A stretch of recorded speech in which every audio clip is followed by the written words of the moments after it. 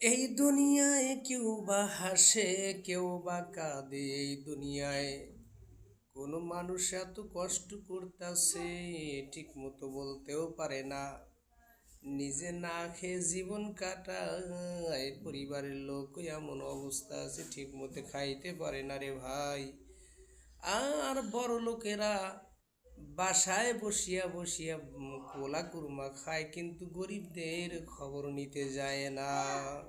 গরিব মানুষরা কত কষ্ট করিয়া জীবন চালায়, ওই গরিবদের বাড়ি একবারও যায় না, খবর নেয় না গরিবরা কত কষ্ট করিয়া জীবন চালায়।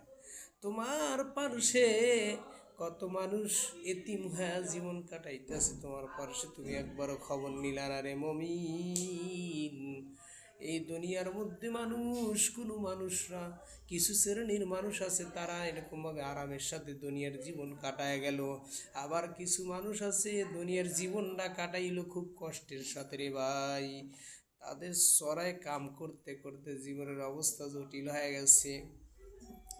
চড়ার মধ্যে কাম করতে পারে না, কাম করতে করতে যারা বিশেষ করে খিয়ার এলাকার মানুষ, যারা কষ্ট করতে করতে ওদের হায়াতের জীবন শেষ হয়ে গেল, কিন্তু ওদের কষ্ট ফুরাইল না। ক্ষেতের কাম করতে করতে, ক্ষেতের কাম করতে করতে এদের জীবনটা পর্যন্ত শেষ হয়ে গেল, কিন্তু দুনিয়ার সুখ পাইল না।